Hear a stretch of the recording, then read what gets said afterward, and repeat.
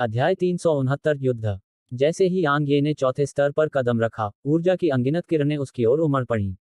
यांग ये ने ड्रैगनबोन से तेजी से वार करते हुए ठंडी आवाज में गुर्राहट की। ड्रैगनबोन की नोक से तलवार की क्यूई की एक चाप हिंसक रूप से निकली और उसके रास्ते में आने वाली सभी ऊर्जा की किरणें तुरंत नष्ट हो गईं। इसके अलावा तलवार की क्यूई बिल्कुल भी धीमी नहीं हुई क्योंकि यह चौथे स्तर के प्रवेश द्वार पर मौजूद शैतान के डीपॉफर्स की ओर हिंसक रूप से चली।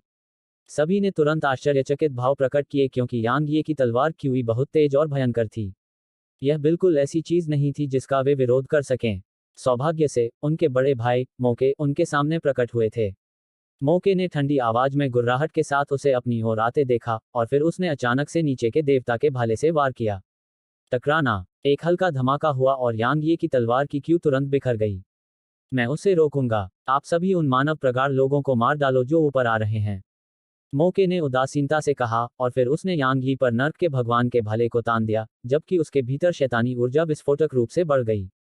यांग ये की आंखों में एक निर्दयी भाव की झलक दिखाई दी जब उसने उन शैतानी राक्षसों को मनुष्यों की ओर झपटते देखा।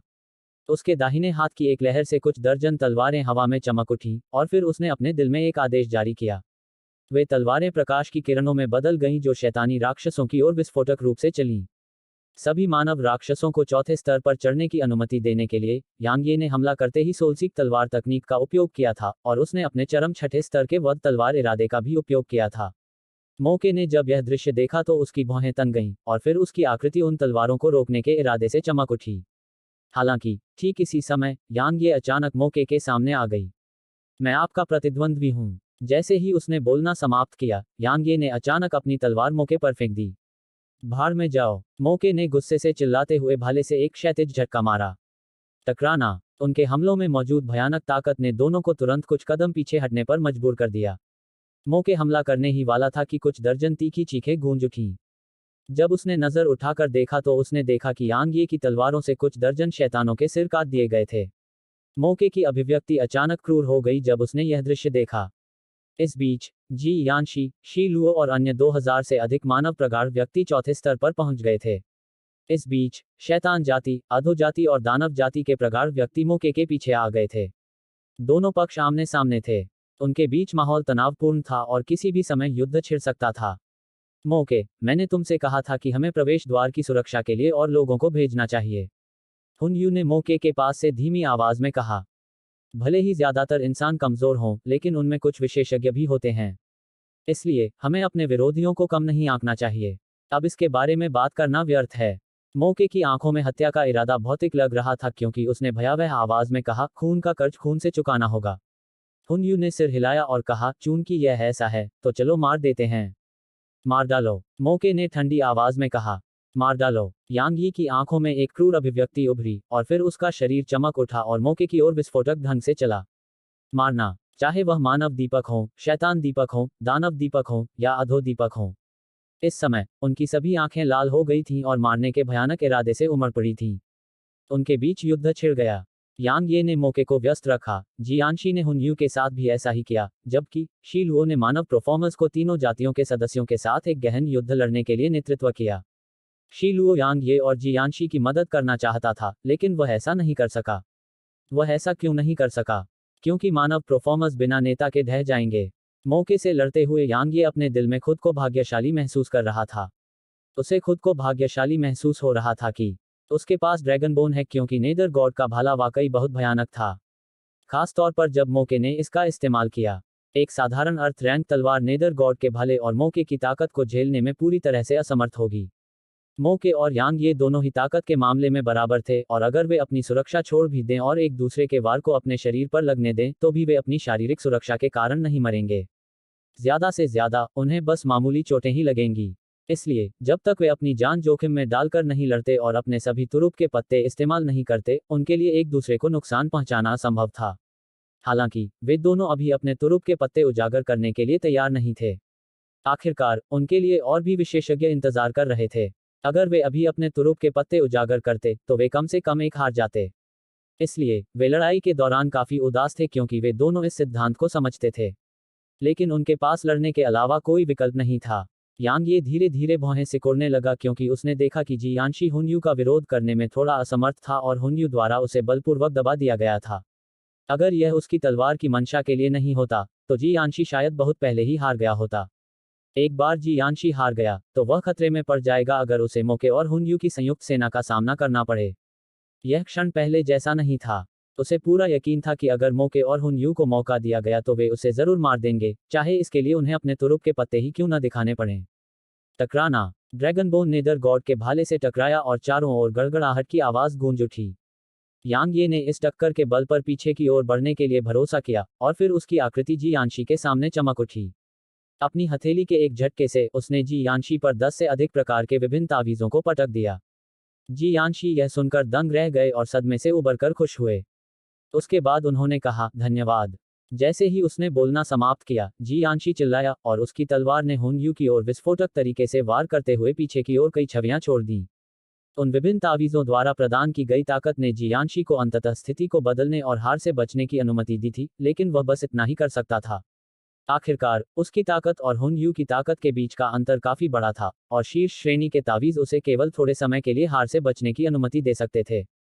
यांग ये ने तुरंत राहत की सांस ली जब उसने देखा कि जी यानशी ने स्थिति को पलट दिया है। हालांकि ठीक इसी समय मोके अचानक उसके पीछे आ गया था और फिर मोके का भाला सीधे उसके सिर के पीछे जा लगा। यांग यी की अभिव्यक्ति बदल गई जब उसने महसूस किया कि उसके पीछे से एक दुर्जय बल आ रहा है, और वह मुड़ा और अपनी तलवार खींच ली और उसे नीचे की ओर फेंक दिया। टकराना। धातु के टकराने की आवाज गूंज उठी और टक्कर के कारण उत्पन्न जबरदस्त बल के कारण दोनों 10 मीटर से अधिक दूर तक पीछे हट गए। मोके ने यांग ये को देखते हुए ठंडी हंसी में कहा, आपके साथी लंबे समय तक टिकने में असमर्थ प्रतीत होते हैं। यांग ये ने आसपास की तरफ देखा, और जब उसने देखा कि आसपास के इलाकों में और भी ज्यादा इंसानों की लाशें जमा हो रही हैं, तो वह भौहें सिकुड़े बिना नहीं रह सका। उसी समय उसने अपने दिल में आह भरी। इन मानव प्रगाढ़ लोगों की ताकत वास्तव में तीनों जातियों की तुलना में काफी कमजोर है। भले ही इंसानों की संख्या शैतान, पाताल और राक्षस जाति से ज्यादा है, लेकिन यह वास्तव में काफी बेकार लगता है। अगर शीलू अपने कुछ शीर्ष दर विशेषज्ञों को व्यस्त रखने के लिए वहां नहीं होते, तो मानव प्रगाढ़ लोगों को शायद अब तक एक भयानक हार का सामना करना पड़ा होता। यदि यह जारी रहा तो मानव जाति निश्चित रूप से बुरी तरह से हार जाएगी। जब उसने यहां तक सोचा, तो यांग ये ने एक गहरी सांस ली, इससे पहले कि उसकी आंखों में एक दृढ़ अभिव्यक्ति की झलक दिखाई दे। अपने दाहिने हाथ की एक लहर के साथ 200 तलवारें आसमान में चली गईं, और फिर उसने अपनी उंगली हिलाई। नेदर घोस्ट फ्लेम तेजी से ऊपर की ओर बढ़ा और तुरंत उन 200 तलवारों से चिपक गया। उसके बाद तलवारें शैतान, नेदर और दानव जाति के उन गूढ़ लोगों की आत्माओं पर बंद हो गईं, इससे पहले कि वे ज्वलंत बिजली के बोल्ट की तरह तेजी से उड़ें।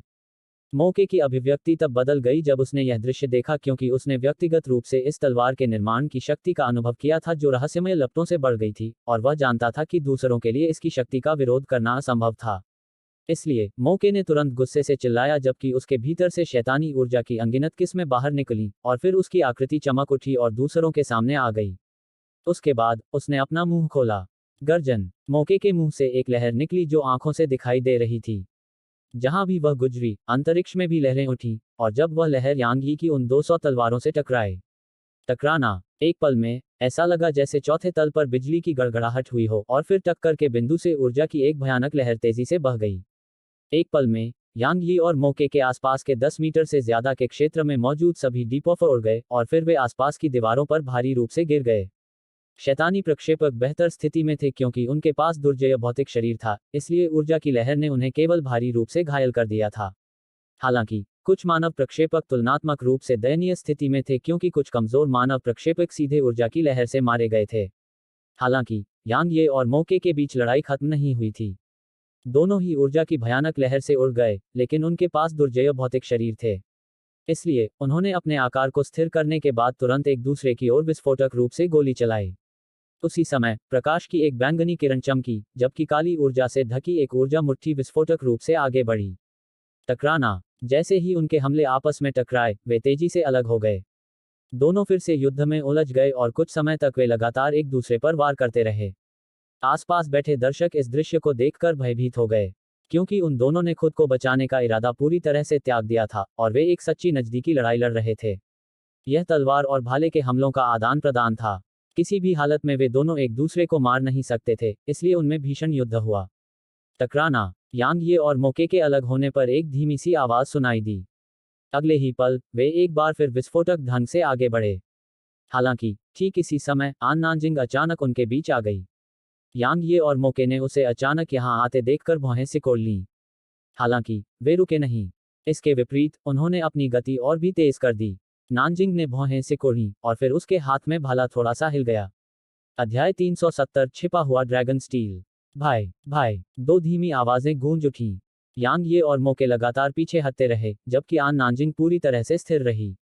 यांग ये और मोके की आंखों में एक गंभीर भाव की झलक दिखाई दी जब उन्होंने नानजिंग को देखा, क्योंकि इस महिला ने वास्तव में उनके हमलों का तुरंत सामना किया था, जिसमें उनकी पूरी ताकत थी।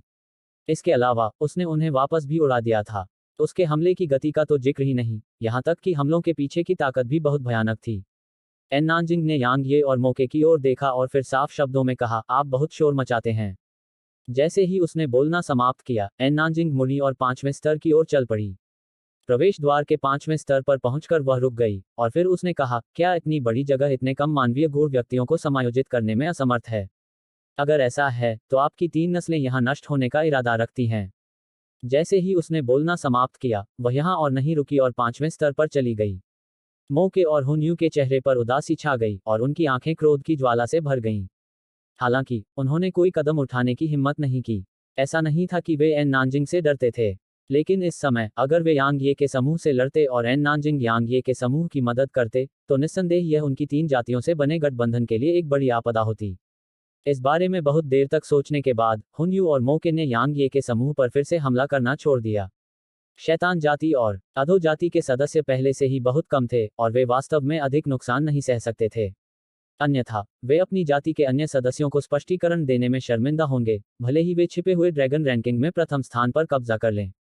मोके ने यांग ये और यांग ये के पीछे खड़े मानव डिपॉफ्टर्स पर ठंडी नजर डाली और फिर उसने ठंडी आवाज में गुर्राहट की और शैतान डिपॉफ्टर्स को एक तरफ ले गया। इसके बाद हुन यू ने भी अपने कबीले के लोगों को एक ओर कर दिया। यहाँ मौजूद अनगिनत मानव डिपफर्स ने इस दृश्य को देखकर तुरंत राहत की सांस ली। हालांकि अभी उनमें से 1000 से भी कम बचे थे, लेकिन वे आखिरकार सुरक्षित थे। जैसे ही उन्होंने चौथे स्तर के भीतर घनी ऊर्जा को महसूस किया, यहाँ मौजूद मानव डिपफर्स के दिल जोर से धड़कने लगे। इस स्तर की तुलना में पहले, दूसरे और तीसरे स्तर में ऊर्जा का घनत्व बस कचरा है।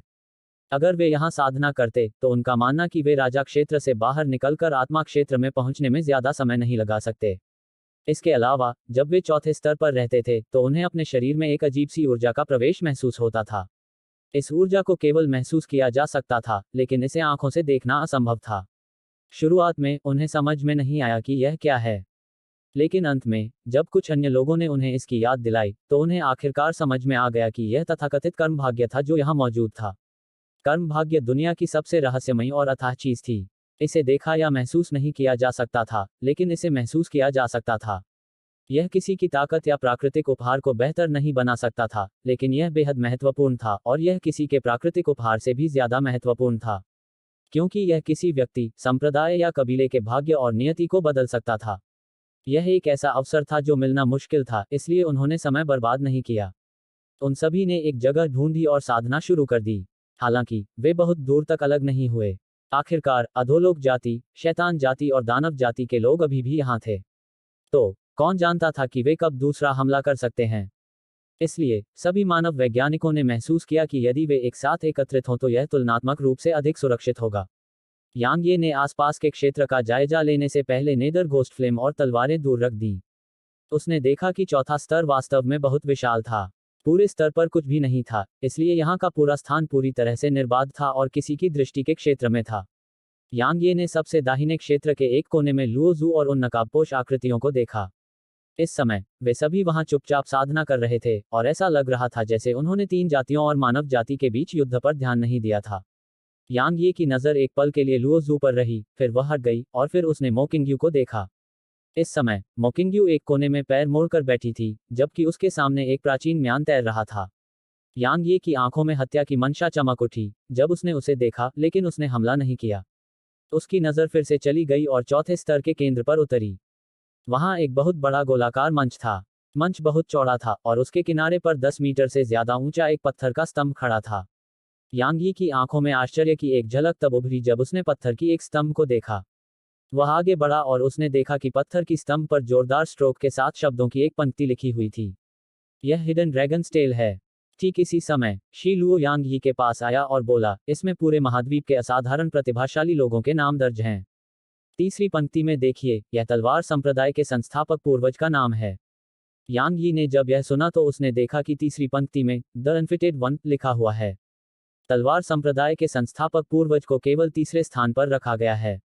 यांग ये ने हल्के से बुदबुदाया, इससे पहले कि उसकी नज़र ऊपर उठकर पहली पंक्ति पर जाती। किंग लुवानफेंग, यह प्रथम मार्शल भगवान का नाम है। शी लू ने धीमी आवाज में कहा। महाद्वीप पर उनके बारे में बहुत कम किंवदंतियां हैं। आखिरकार यह बहुत पहले की बात है। केवल इतना ही ज्ञात है कि प्राचीन युद्ध क्षेत्र वह स्थान है जहां उन्होंने नेदर गॉड को मारा था जो सेंट्रियल में था। जहां तक किसी और चीज का सवाल है तो बहुत कम रिकॉर्ड थे। पहला मार्शल भगवान, यांग ये ने हल्के से बुदबुदाया और कहा, क्या वह या तलवार संप्रदाय के संस्थापक पूर्वज अधिक शक्तिशाली हैं? यह सवाल सुनते ही शीलुओ की आंखें घूम गईं और फिर उसने कहा, मुझे कैसे पता चलेगा? जब तक वे एक दूसरे से नहीं लड़ेंगे, नहीं तो कोई कैसे जान पाएगा कि उनमें से कौन अधिक शक्तिशाली है? यांग ये ने अपना सिर हिलाया और मुस्कुराया और फिर उसने दूसरी पंक्ति की ओर देखा। यांग ये दंग रह गया जब उसने दूसरी पंक्ति पर लिखे शब्दों को देखा, क्योंकि यह कोई नाम नहीं था और यह बस कुछ शब्द थे। मुझे दुनिया से कब डर लगा? यांग ये ने प्रश्नवाचक दृष्टि से शीलू को देखा, जैसे उसे उत्तर पाने की आशा थी। शीलू ने अपना सिर हिलाया और कहा, मेरी तरफ मत देखो, मैं भी नहीं जानता कि वह आदमी कौन है।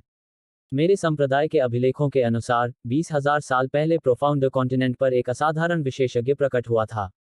वह विशेषज्ञ बेहद रहस्यमय था और कोई भी उसका नाम नहीं जानता था। हर कोई केवल इतना जानता था कि उसके पास एक वाक्य था जिसे वह दोहराना पसंद करता था, मुझे दुनिया से कब डर लगा। वह इसी वजह से हिडन ड्रैगन स्टेल पर चढ़ने में सक्षम था। यांग ये ने आश्चर्यचकित स्वर में पूछा। बिल्कुल नहीं, शी लू ने कहा, उसने एक बार कुछ बहुत ही पागलपन भरा काम किया था। उसने केंद्रीय क्षेत्र में एक युद्ध रिंग स्थापित की थी और पूरे महाद्वीप के विशेषज्ञों को चुनौती दी थी। उस समय यह एक ऐसा समय था जब महाद्वीप सबसे समृद्ध था। पूरे महाद्वीप में अनगिनत संप्रदाय और विशेषज्ञ थे। इसलिए उसके अहंकार ने स्वाभाविक रूप से अनगिनत संप्रदायों और विशेषज्ञों को नाराज कर दिया और फिर विभिन्न संप्रदायों और छिपे हुए कुलों के असाधारण विशेषज्ञ आगे आए। हालांकि वे सभी बुरी तरह से हार का सामना करने के बाद वापस लौट आए। हालांकि वह संतुष्ट नहीं था। शी लू ने आगे कहा, उसने पूरे महाद्वीप की यात्रा की और महाद्वीप के सभी विशेषज्ञों से मुलाकात की जो एकांत में रह रहे थे, और फिर उसने उन्हें एक एक करके हराया जब तक कि पूरे महाद्वीप में कोई भी उसका मुकाबला नहीं कर सका। अंत में वह मार्शल गॉड माउंटेन गया। जब वह पहाड़ से चला गया तो उसने कहा, तुम बहुत जल्दी पैदा हो गए। कितनी शर्म की बात है। उस दिन के बाद से वह फिर कभी प्रोफाउंड कॉन्टिनेंट पर नहीं दिखा और महाद्वीप में केवल उसकी किंवदंतियां ही बची रहीं। मैंने कब दुनिया से डरना शुरू किया है? यांग ये ने हल्के से बुदबुदाया और फिर वह मुस्कुराया और बोला, क्या अहंकारी स्वर है। अगर वह तलवार संप्रदाय के संस्थापक पूर्वज और प्रथम मार्शल भगवान के समय में पैदा हुआ होता तो मुझे लगता है कि यह बेहद दिलचस्प होगा। 3 शीर्ष विशेषज्ञों का अभिसरण, बस इसके बारे में सोचना ही रोमांचक है। हाँ, अगर ऐसा वाकई हुआ तो शायद महाद्वीप को वे लोग उड़ा देंगे, ठीक वैसे ही जैसे चौथे और 5वें स्थान पर रहने वाले 2 विशेषज्ञों ने किया था। इतने सालों पहले उन्होंने ही नंबर 1 का खिताब पाने के लिए महाद्वीप को टुकड़ों में तोड़ दिया था। इसलिए अगर वे तीनों एक दूसरे से भिड़ गए तो मुझे लगता है कि हमारा महाद्वीप ऐसी लड़ाई का समर्थन भी नहीं कर पाएगा। शी लू ने चेहरे पर मुस्कान के साथ कहा। यांग ये मुस्कुराए और फिर उन्होंने कहा, ठीक है, यहाँ विशेषज्ञों की रैंकिंग कैसी है? ठीक है, मेरा मतलब है कि कोई अपना नाम कैसे छोड़ता है। अपना हाथ इस पर रखो और तुम्हें पता चल जाएगा। शी लू ने अपना हाथ बढ़ाया और पत्थर के खंभे पर रख दिया। इससे तुरंत ही एक महीन रोशनी निकली, लेकिन वह रोशनी जल्दी ही बिखर गई, जैसे कि वह दिखाई ही न दी हो। शी लुओ ने अपने चेहरे पर असहाय भाव के साथ अपने होंठ सिकुड़े और फिर उसने अपना हाथ वापस खींच लिया और कहा, पत्थर का स्तंभ एक मापक पत्थर भी है। यह किसी की क्षमता, शक्ति, भाग्य, प्राकृतिक प्रतिभा और प्राकृतिक उपहार को मापता है। संक्षेप में, यह एक व्यक्ति के पास मौजूद हर चीज को मापता है। यदि आप स्वर्ग को पर्याप्त रूप से चुनौती देते हैं तो आप इसे सक्रिय करने और इस पर अपना नाम लिखने में सक्षम होंगे। हालांकि बहुत अधिक आशा न रखें, क्योंकि केवल तलवार संप्रदाय के संस्थापक पूर्वज ही पिछले 10,000 वर्षों में इसे जागृत करने में सक्षम थे। ठीक है, मैंने सुना है कि यदि आप इसे जागृत करते हैं तो आप बहुत अधिक लाभ प्राप्त कर पाएंगे, लेकिन मुझे नहीं पता कि वे लाभ क्या हैं। हालांकि यह निश्चित रूप से यादृच्छिक कचरा नहीं होगा, क्योंकि तलवार संप्रदाय के संस्थापक पूर्वज ने कहा था कि जब उन्होंने इसे जागृत किया था तो यह बुरा नहीं था। लाभ। यांग यी की आंखें चमक उठी और फिर वह मुस्कुराया और बोला, चूंकि लाभ हैं तो मुझे भी इसे आजमाने की अनुमति दें। जैसे ही उसने बोलना समाप्त किया, उसने अपना हाथ पत्थर की स्तंभ की ओर आगे बढ़ाया। अध्याय 371 निर्दयी। ठीक जब यांग यी का हाथ पत्थर के स्तंभ को छूने वाला था, 10 से अधिक मानव डीपफोर्टर्स अचानक तीसरे स्तर से चौथे स्तर में प्रवेश कर गए, और फिर कुछ ही समय बाद कुछ दर्जन लोग वहां आ पहुंचे। यांग ये ने भौहें सिकोड़ी और अपना हाथ वापस खींच लिया, और फिर एक ठंडी और भयावह चमक उसकी आंखों में चमक उठी जब वह उन्हें देखने के लिए मुड़ा। जब उन्होंने देखा कि यांग ये और बाकी 1000 से ज्यादा मानव साधक पूरी तरह से ठीक हैं, और शैतान, अधोलोक और राक्षस जातियों के साधक चुपचाप बगल में साधना कर रहे हैं, तो ये सभी साधक तुरंत प्रसन्न हो गए। उसके बाद उन्होंने यांग ये के समूह में एक जगह ढूंढ ली और साधना करने वाले थे। स्विश, बैंगनी प्रकाश की एक किरण चमकी, और फिर 3 मानव सिर तुरंत आकाश में उड़ गए, जबकि ताज़ा खून फव्वारों की तरह छिड़का गया। यहाँ मौजूद हर कोई हैरान था। यहाँ तक कि शैतान, पाताल और राक्षस जाति के लोग भी बहुत हैरान थे, क्योंकि यह कोई और नहीं बल्कि एक और इंसान यांग ये था जिसने हमला किया था। लुओजू ने यांग ये को देखने के लिए अपनी आंखें खोलीं, और फिर उसने एक बार फिर अपनी आंखें बंद कर लीं। मोके और हुनयू ने भी यांग ये की ओर देखा, और उनकी आंखों की गहराई में एक गंभीर अभिव्यक्ति का निशान देखा जा सकता था। सभी की हैरान और उलझन भरी निगाहों के सामने, यांग ये धीरे धीरे चलकर मानव डीपफोरर्स के इस समूह के सामने खड़ा हो गया। आगे चल रहा मानव डीपफोरर अपने सदमे से उबरा, और फिर उसने यांग ये की ओर उंगली उठाए और गुस्से से कहा, यांग ये, हम सब। प्रकाश की एक और किरण चमकी, और फिर उसकी आवाज अचानक बंद हो गई। शेष मानव दीप शिक्षक तुरंत चकित हो गए, और यांग ये को देखते हुए उनकी निगाहें भय से भर गईं। वे मूर्ख नहीं थे, इसलिए वे मोटे तौर पर इस बात से अवगत थे कि यांग ये ने इस तरह से क्यों काम किया था। यांग ये ने बचे हुए मानव दीप शिखाओं पर ठंडी नजर डाली और कहा, मैं समझती हूँ कि आप सभी मौत से डरते हैं, और मैं पूरी तरह से समझती हूँ कि भले ही आप मेरे साथ यहाँ नहीं आए हों, आखिरकार यह आपकी पसंद है। लेकिन जो मैं नहीं समझती हूँ वह यह है कि आप सभी कुछ नहीं करना चाहते हैं, लेकिन उन लाभों का आनंद लेना चाहते हैं जिन्हें पाने के लिए हमने अपना खून पसीना बहाया है। इसलिए मैं आप सभी को 2 विकल्प दूंगी, या तो नरक, शैतान और राक्षस जाति में चले जाओ, या यहाँ से निकल जाओ। मैं 3 तक गिनूंगी। अगर मैं समाप्त होने के बाद भी आप सभी यहाँ हैं, तो आप सभी मर सकते हैं। यांग ये की बात सुनते ही इन मानवीय गहनेज्ञों के हाव भाव तुरंत थोड़े भद्दे हो गए। उनमें से एक ने अपने चेहरे पर जबरदस्ती मुस्कान लाते हुए कहा, वरिष्ठ भाई यांग, हमें अपनी गलतियों का एहसास है। लेकिन यांग ये ने उस गहरे सवाल पर ठंडी निगाह से देखा और उसे बीच में रोक दिया। उसके चेहरे की मुस्कान तुरंत गायब हो गई। वह फिर से बोलने ही वाला था कि यांग ये ने बोलना जारी रखा। 2 उसी समय यांग ये की ड्रैगनबोन पर हल्की रोशनी की एक किरण टिमटिमाई। जब उसने यह दृश्य देखा, तो उस गहरे दिमाग वाले व्यक्ति ने तुरंत एक और शब्द बोलने की हिम्मत नहीं की, और वह पीछे मुड़ने और नीचे जाने में संकोच नहीं करता।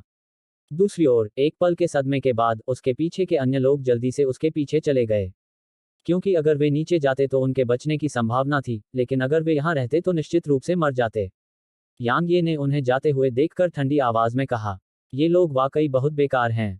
जब हम अपनी जान की बाजी लगाकर लड़ रहे थे, तब ये लोग नहीं आए, लेकिन जैसे ही लड़ाई खत्म हुई, ये सभी भाग गए। बिना कुछ किए फायदा उठाने की कोशिश करना, क्या ऐसा संभव भी है? भाई यांग, क्या यह सब करना थोड़ा ज्यादा नहीं है? इस बीच जी यानशी, जो अब तक चुप थी, अचानक बोली, भले ही वे दोषी हों, लेकिन वे आखिरकार इंसान ही हैं। इसके अलावा, अगर वे हमारे साथ आ गए तो हमारी ताकत निश्चित रूप से बहुत बढ़ जाएगी। मैं यांग यी के फैसले से सहमत हूँ। इस बीच शी लू ने कहा, हमें उनकी क्या जरूरत है? अगर सिर्फ उनकी ताकत ही कमतर है तो कोई बात नहीं, लेकिन मुख्य बात उनका घिनौना चरित्र है। जब हमें उनकी मदद की जरूरत थी तब वे चुप रहे, लेकिन जैसे ही हमने तीनों जातियों के डीपॉफल से लड़ना समाप्त किया, वे भाग गए। सच कहूं तो, अगर यांग यी ने हमला नहीं किया होता, तब भी मैं हमला करता। क्या बकवास है? जी यानशी ने अपने चेहरे पर असहाय भाव के साथ अपना सिर हिलाया और कहा, वास्तव में सच कहूं तो, मैं अपने दिल में काफी नाखुश हूं। उन्हें बिना कुछ किए लाभ उठाने की अनुमति क्यों दी जानी चाहिए? हालांकि मुझे लगता है कि हमारी सेना अब काफी कमजोर है। इसलिए अगर और भी लोग हमारी सेना में शामिल हो जाते हैं, तो हमारे और उन लोगों के बीच फिर से संघर्ष होने पर हमारे पास जीत का बेहतर मौका होगा। यांग ये ने अपना सिर हिलाया और कहा, कभी कभी संख्याएं पूरी तरह से बेकार होती हैं। भले ही हम में से केवल 1000 के आसपास हैं, हम में से हर एक उस जीवन और मृत्यु की लड़ाई का अनुभव करने के बाद बच गया। सबसे महत्वपूर्ण बात यह है कि हम में से हर एक को मौत का डर नहीं है, इसलिए हमें किसी भी चीज से डरने की जरूरत नहीं है, भले ही हम तीनों जातियों के डीपर्थस से लड़ें। कम से कम हम उनसे इस हद तक लड़ सकते हैं कि हमारे दोनों समूह बुरी तरह घायल हो जाएं। हम अपनी जान की बाजी लगाकर लड़ सकते हैं, लेकिन क्या वे ऐसा कर सकते हैं? ठीक है, जी यानशी ने कंधे उचकाए और कहा, चलो इस बारे में बात नहीं करते। अल्पसंख्यक बहुमत की राय से सहमत हैं। मैं तुम दोनों की बात सुनूंगा। अब हमें क्या करना चाहिए? बेशक, साधना करो। शी लुओ ने जियांशी की ओर आंखें घुमाईं और कहा, यह अवसर अत्यंत दुर्लभ है। अगर हम अभी साधना नहीं करेंगे तो हमें ऐसा दूसरा मौका नहीं मिलेगा। किसी भी मामले में, मैं यहाँ आध्यात्मिक क्षेत्र में प्रवेश करने का इरादा रखता हूँ। इसके अलावा, यहाँ कर्म भाग्य की मात्रा तुलनात्मक रूप से अधिक है। जितना अधिक हम अवशोषित कर सकते हैं उतना बेहतर है। यांग ये ने अचानक पूछा, क्या हम 5वें स्तर पर नहीं चढ़ने जा रहे हैं? इससे पहले, उसने नानजिंग को 5वें स्तर में प्रवेश करते देखा था। चूंकि चौथे स्तर पर ऊर्जा पहले से ही इतनी सघन थी, तो 5वां स्तर संभवतः और भी अधिक भयानक होगा। इसलिए, 5वें स्तर पर साधना करना निश्चित रूप से चौथे स्तर पर साधना करने से कहीं बेहतर होगा। यांग ये ने यही सोचा था। 5वां स्तर। शी लू ने आंखें घुमाईं और कहा, क्या तुम सचमुच अज्ञानी हो या अज्ञानता का नाटक कर रहे हो?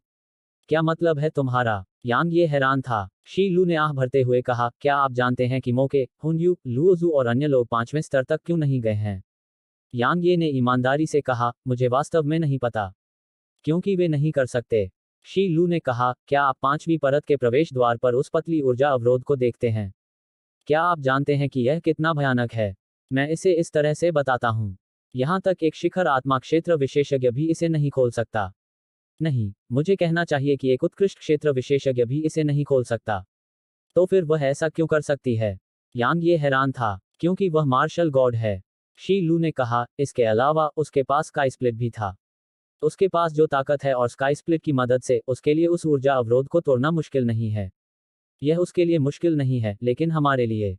हाहा। यांग ये ने 5वें स्तर के प्रवेश द्वार पर ऊर्जा अवरोध पर नजर डाली, और थोड़ी देर देखने के बाद उसने अपनी नजर वापस खींच ली। उसके बाद, उसने एक जगह ढूंढी और क्रॉस लेग बैठ गया।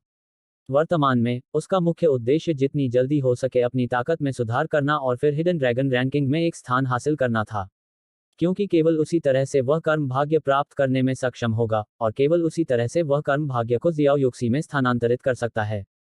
चौथे स्तर पर ऊर्जा इतनी प्रचुर और सघन थी कि उसे व्यवहारिक रूप से स्पष्ट रूप से महसूस किया जा सकता था। छोटा भंवर घूम गया, और फिर यांग ये के चारों ओर ऊर्जा में उतार चढ़ाव की एक लहर तुरंत उठी। उसके बाद, यांग ये का शरीर एक भंवर की तरह था, और आसपास की ऊर्जा उसमें बह गई। परिष्कृत और शुद्ध होने की अवधि के बाद, ऊर्जा बैंगनी गहन ऊर्जा के धागों में बदल गई जो यांग ये के छोटे भंवर में प्रवाहित हुई। आसपास के अनगिनत लोग यांग ये को साधना करते देख दंग रह गए। खास तौर पर शी लुओ। उसकी आंखें चौड़ी हो गईं, और उसने यांग ये को ऐसे देखा जैसे वह किसी राक्षस को देख रहा हो। थोड़ी देर बाद, उसने घुटन महसूस की और कहा, क्या उसकी साधना तकनीक एक उच्च श्रेणी की स्वर्ग रैंक तकनीक है? यह बहुत भयानक है। जी यानशी ने सहमति में सिर हिलाया और कहा, यह वास्तव में बहुत भयानक है। मोके, हुनयू और अन्य लोगों ने भी यांग ये की ओर देखा। जब उन्होंने देखा कि यांग ये किस तरह से साधना कर रहा है, तो उनकी दोनों पलकें झपक उठीं, क्योंकि यह वाकई बहुत ही असामान्य था। दोनों ने एक दूसरे को देखा और एक दूसरे की आंखों में भारी भाव देखा। कुछ ही देर में यांग ये की भौहें तन गईं क्योंकि उसने देखा कि उसने अपने आसपास की ऊर्जा को पूरी तरह से अवशोषित कर लिया है। उसने अपने आसपास की चीजों पर नजर डालने के लिए अपना सिर घुमाया, और उसने देखा कि उसके आसपास के दूसरे लोग उसे नाराजगी भरी नजरों से देख रहे थे। यांग ये शर्मिंदगी से मुस्कुराया, और फिर वह जल्दी से एक अलग जगह पर चला गया। छोटे भंवर के लिए आवश्यक ऊर्जा की मात्रा बहुत बड़ी थी। खासकर इसलिए क्योंकि यह ऊर्जा को बैंगनी गहन ऊर्जा में बदलने की प्रक्रिया के दौरान असंख्य मात्रा में ऊर्जा बर्बाद करता था। इसलिए, भले ही यांग ये ने दूसरों की तुलना में बहुत अधिक अवशोषित किया था, लेकिन अंत में वह जितनी मात्रा का उपयोग कर सका वह तुलनात्मक रूप से कम था। बेशक, उसे इतनी ऊर्जा की आवश्यकता इसलिए थी क्योंकि उसे लगा कि वह टूटने की कगार पर है, और ऐसा इसलिए था क्योंकि छोटे भंवर के भीतर की गहन ऊर्जा में परिवर्तन होने लगा था। हाँ, हल्की बैंगनी गहन ऊर्जा ने खुद को लगातार संकुचित करना शुरू कर दिया था, और इस परिवर्तन प्रक्रिया के लिए बहुत अधिक ऊर्जा की सहायता की आवश्यकता थी। दरअसल, यह सिर्फ यांग यी की बात नहीं थी। आसपास के कई अन्य लोगों ने भी आगे बढ़ना शुरू कर दिया था। यहाँ के ज्यादातर लोग राजा क्षेत्र के शिखर पर थे, और वे आध्यात्मिक क्षेत्र से बस एक कदम की दूरी पर थे। अब जब उनके पास साधना करने के लिए अत्यंत सघन और शुद्ध ऊर्जा वाला स्थान था, तो स्वाभाविक रूप से यह बहुत सामान्य था कि वे आगे बढ़ेंगे। हालांकि, एक बड़ी समस्या सामने आई। समस्या यह थी कि जब सभी ने यहाँ ऊर्जा को पागलपन की हद तक अवशोषित करना शुरू कर दिया, तो चौथे स्तर पर ऊर्जा जल्दी ही अपर्याप्त होने के कगार पर पहुंच गई। इसलिए, मनुष्यों के समूह और 3 जातियों के समूह ने एक दूसरे को देखा, और फिर उनकी हत्या की मंशा और आंखों में एक ठंडी चमक दिखाई दी।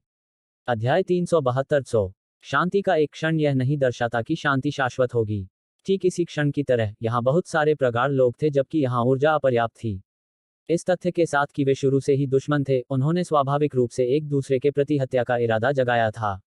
आखिरकार, एक कम व्यक्ति ऊर्जा के एक अतिरिक्त हिस्से का प्रतिनिधित्व करता है, और ऊर्जा का वह अतिरिक्त हिस्सा स्वाभाविक रूप से उन्हें आत्मा के दायरे में आगे बढ़ने का एक उच्च मौका देगा। हालांकि, वे स्पष्ट रूप से जानते थे कि अगर वे मौत से लड़ते हैं, तो उन्हें भारी नुकसान उठाना पड़ेगा, भले ही उनका पक्ष जीत जाए। लेकिन वे दूसरों को भी आध्यात्मिक ऊर्जा को अवशोषित करने की अनुमति देने के लिए तैयार नहीं थे। यह विशेष रूप से शैतान, अधोलोक और राक्षस जाति के लिए था। मानव प्रगाढ़ लोगों को उनके सामने स्वतंत्र रूप से साधना करने की अनुमति देना उनके लिए अपमान के समान था। तो कुछ शैतान प्रगाढ़ और अधो प्रगाढ़ लोगों ने पहले से ही अपनी गहन ऊर्जा प्रसारित करना शुरू कर दिया था, और उन्होंने हमला करने का इरादा किया था। यांग ये ने अपनी आंखें खोलीं और धीरे धीरे अपने पैरों पर खड़ा हुआ। वह केंद्र की ओर चला गया और तीनों जातियों के डीपथ्रोटर्स को देखते हुए उसने कहा, आप हम पर हमला करने का इरादा रखते हैं। ठीक है, लेकिन मुझे पहले से कुछ कहने की अनुमति दें। मैं गारंटी नहीं दे सकता कि हम जीत पाएंगे, और मुझे तो यह भी लगता है कि हम पूरी तरह से नष्ट हो जाएंगे। हालांकि, मैं गारंटी दे सकता हूं कि आपकी तीनों जातियों में से कोई भी सुरक्षित रूप से नहीं निकल पाएगा। तुम हमें धमका रहे हो। मोके ने अपनी हथेली पलटी और फिर नीचे के भगवान का भाला चमक उठा, जबकि शैतानी ऊर्जा उसके चारों ओर टिमटिमा रही थी। हाँ, यांग ये ने मोके की आंखों में सीधे देखा और कहा, अगर आपको मुझ पर विश्वास नहीं है, तो आप इसे आजमा सकते हैं, और आप देख सकते हैं कि मैं इसे पूरा कर सकता हूं या नहीं। मेरा विश्वास करो, मैं तुम्हें अभी मार डालूंगा। मोके की आंखें थोड़ी सिकुड़ गईं, जबकि हत्या का इरादा उनके भीतर विस्फोटक रूप से उमड़ रहा था। उसने जो शैतानी ऊर्जा उत्सर्जित की वह और भी सघन होती गई, और अंत में उसने उसे पूरी तरह से घेर लिया। मुझे नहीं लगता, यह यांग ये नहीं था जिसने ये शब्द कहे थे, बल्कि यह एक काली छाया थी जो अचानक यांग ये के पीछे दिखाई दी थी।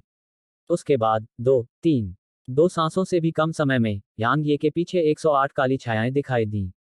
जब हर कोई चौंक गया, तो यांग ये के पीछे खड़ी 10 को छोड़कर बाकी सभी काली छायाएं मौके पर ही गायब हो गईं, और ऐसा लग रहा था जैसे वे कभी यहां दिखाई ही नहीं दी। हिडन ड्रैगन पैगोडा साधना का स्वर्ग था, इसलिए यांग ये स्वाभाविक रूप से अपने इन भाइयों को बाहर रहने के लिए नहीं कहेगा। वास्तव में, वे शुरुआत में ही उसके साथ अंदर आ गए थे। हालांकि, यांग ये ने उन्हें युद्ध में शामिल होने के लिए नहीं कहा, क्योंकि वह नहीं चाहता था कि उन्हें कोई नुकसान हो। लेकिन अब, उसके पास तीनों जातियों के डिपॉफर्स को रोकने के लिए उनका उपयोग करने के अलावा कोई विकल्प नहीं था। अन्यथा, एक बार युद्ध छिड़ जाने पर, उसके पीछे सभी मानव डिपॉफर्स वास्तव में नष्ट हो जाएंगे। उन्होंने उस पर भरोसा किया और उसका अनुसरण किया, इसलिए उसे उन्हें जीवित रखने के लिए अपना सर्वश्रेष्ठ प्रयास करने का दायित्व सौंपा गया। इस समय, मोके, हुनयू और उनके पीछे खड़े डीपफर्स के हाव भाव गंभीर हो गए थे। अगर यह सिर्फ वे मानव डीपफर्स होते, तो वे बिल्कुल भी भयभीत नहीं होते। हालांकि, अगर ये रहस्यमय हत्यारे अचानक उनकी पीठ में छुरा घोंप देते, जबकि वे मानव डीपफर्स से लड़ रहे होते। उन्होंने इन हथियारों की क्षमता को व्यक्तिगत रूप से देखा था। यहां तक कि उनके भौतिक शरीर भी उन हथियारों द्वारा आसानी से घायल हो सकते थे, तो वे भयभीत क्यों नहीं हो सकते थे? मोके और हुनयू के पास जो ताकत थी, उसके कारण वे स्वाभाविक रूप से इन हथियारों से नहीं डरते थे। हालांकि, वे जानते थे कि अगर वे मानव डिपोर्फर्स के साथ युद्ध में उतरते हैं, तो उनके साथी निश्चित रूप से उन रहस्यमय हथियारों से खतरे में होंगे। इसलिए, जब यांग ये ने कहा कि वे जिन तीनों जातियों का प्रतिनिधित्व करते हैं, उनमें से कोई भी सुरक्षित रूप से नहीं निकल पाएगा, तो यह बिल्कुल भी झूठ नहीं था। आपको स्पष्ट रूप से पता होना चाहिए कि यदि हम सभी यहाँ रहेंगे और यह जारी रहेगा, तो चौथे स्तर की ऊर्जा पूरी तरह से समाप्त हो जाएगी। मोके ने गहरी आवाज में कहा। यांग ये ने जब यह सुना तो वह चुप हो गया। वास्तव में, यहाँ हर कोई प्रतिभाशाली लोगों में से एक प्रतिभाशाली था, और वे सभी आध्यात्मिक क्षेत्र में प्रवेश करना चाहते थे। यही कारण था कि उन्होंने बहुत अधिक मात्रा में ऊर्जा अवशोषित की, और इससे यहाँ ऊर्जा अपर्याप्त हो गई। यांग ये इस सिद्धांत को समझता था, लेकिन वह इसके खिलाफ भी असहाय था। वह स्वाभाविक रूप से मानव प्रगाढ़ लोगों की बलि नहीं देगा, लेकिन उनकी ताकत तीनों जातियों के प्रगाढ़ लोगों का सफाया करने के लिए अपर्याप्त थी। इसलिए, यांग ये भी परेशान था। मेरे पास एक तरीका है। इस बीच, लुओ जू धीरे धीरे चला गया, और 500 से अधिक नकाबपोश आकृतियां उसके पीछे पीछे चली गईं। मोके ने धीमी आवाज में पूछा, कौन सी विधि सबसे योग्य का अस्तित्व? लुओ जू ने मुस्कुराते हुए कहा, चाहे वह मानव जाति हो, शैतान जाति हो, या अधो जाति हो, मजबूत यहाँ एक स्थान पर कब्जा कर लेंगे। जहां तक कमजोरों का सवाल है, हाहा, वे तीसरे स्तर तक नीचे जा सकते हैं। भले ही वहां की ऊर्जा चौथे स्तर से कमतर हो, लेकिन कमजोर होने के लिए यह उनकी गलती है। आप सभी क्या सोचते हैं? बेशक, अगर आप में से कोई भी पक्ष सोचता है कि आप दूसरे पक्ष का सफाया कर सकते हैं, तो अपना कदम उठाएं। हम यह कैसे पूरा करेंगे? यांग ये ने पूछा। यह स्वाभाविक रूप से होता है जब ताकतवर लोग पीछे रह जाते हैं जबकि कमजोर लोग तीसरे स्तर पर चले जाते हैं। लुओ जू ने कहा, मेरे अनुमान के अनुसार यहाँ की ऊर्जा केवल 500 लोगों के लिए लगभग 3 दिनों तक अवशोषित करने के लिए पर्याप्त है। दूसरे शब्दों में, हमारी प्रत्येक जाति से केवल 100 लोग ही पीछे रह सकते हैं, जबकि शेष लोगों को तीसरे स्तर पर जाना होगा। बेशक, किसी भी संघर्ष से बचने के लिए आप सभी यह चुनेंगे कि आपके समूहों में से कौन कौन लोग निकलेंगे। कुछ देर की खामोशी के बाद यांग ही सबसे पहले बोले, मैं सहमत हूँ। मोके और हुनयू ने यांग ये और लुओ जू की ओर देखा, फिर उन्होंने भी सिर हिलाया। लुओ जू ने जब उन्हें सहमत होते देखा तो वह मुस्कुराया, और फिर उसने अपने पीछे के समूह को देखने के लिए पलटकर देखा। उसके पीछे के नकाबपोशों ने तुरंत उसे प्रणाम किया, और फिर 2 सांसों से भी कम समय में केवल 100 नकाबपोश आकृतियां वहां रह गईं। जब उन्होंने यह दृश्य देखा, तो मोके, हुनयू और यांग ये के चेहरे पर भारी भाव थे। भले ही उन नकाबपोशों की ताकत अज्ञात थी, लेकिन लुओ जू के प्रति उनका सम्मान और जिस तेजी से उन्होंने यह कार्य पूरा किया, उससे यांग ये, मोके और हुनयू लुओ जू की पहचान के बारे में और भी अधिक उत्सुक हो गए। आखिर उसके पास ऐसी कौन सी पहचान है कि उसके अधीनस्थों का एक समूह है जो उसके हर आदेश का पालन करता है।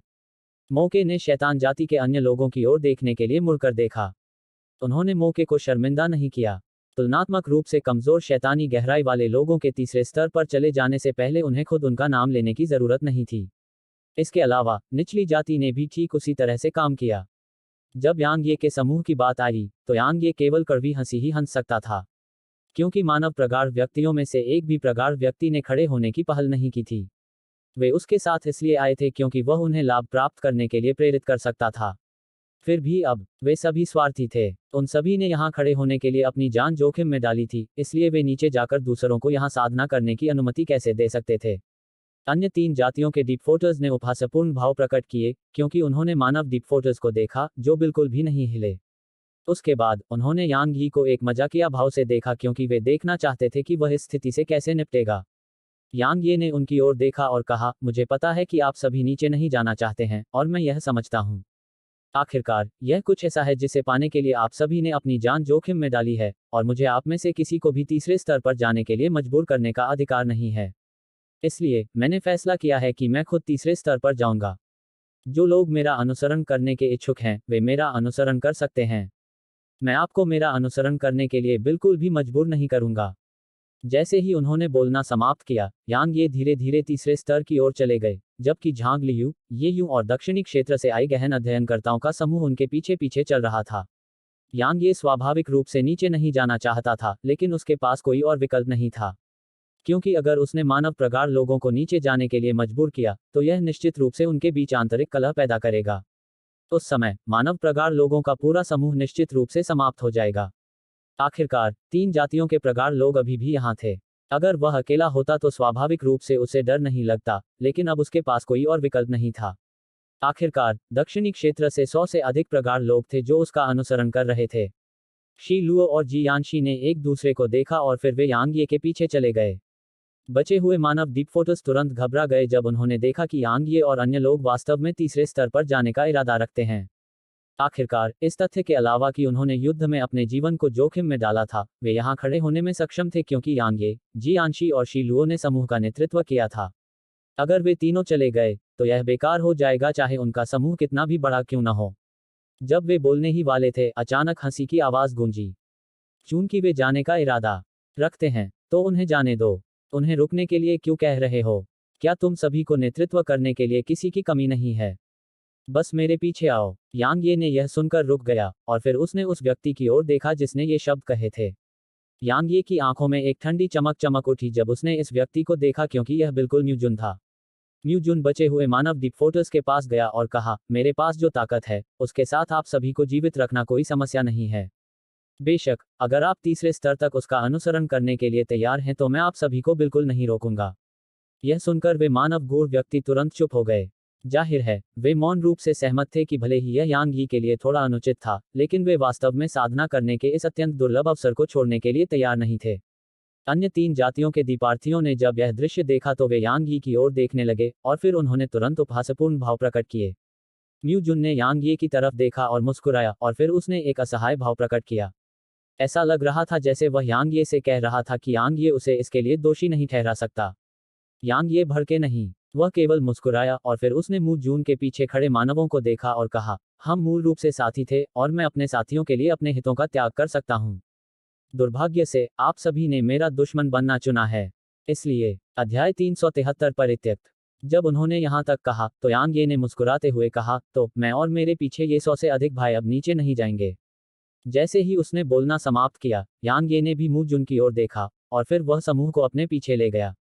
यहाँ का माहौल थोड़ा अजीब हो गया। यांग ये और उसके पीछे के प्रगाढ़ साधक वहां से जाने से मना कर रहे थे, लेकिन यहाँ मानव प्रगाढ़ साधकों की संख्या बहुत ज्यादा थी। इसलिए शैतान, अधोलोक और राक्षस जाति के प्रगाढ़ साधक स्वाभाविक रूप से ऐसा होते हुए नहीं देखना चाहते थे। हालांकि उनके सामने एक समस्या थी। वह समस्या यह थी कि उन्हें यांग ये के समूह को भगाना चाहिए या म्यूजुन के समूह को। कुछ ही देर में मोके और बाकी लोगों ने मूजून को देखा। हालांकि मूजून के पास तुलनात्मक रूप से ज्यादा लोग थे, लेकिन सिर्फ मूजून ही उनके लिए खतरा बन सकता था। इसके अलावा मूजून बिल्कुल अकेला था। दूसरी तरफ यांग ये के पास शीलुओ और जियानशी थे। सबसे महत्वपूर्ण बात, यांग ये के पास हथियारों का एक समूह था जो आसपास से नजर रख रहा था। म्यूजून का चेहरा उतर गया जब उसने देखा कि मोके, हुनयू और बाकी लोग उसकी ओर देख रहे हैं।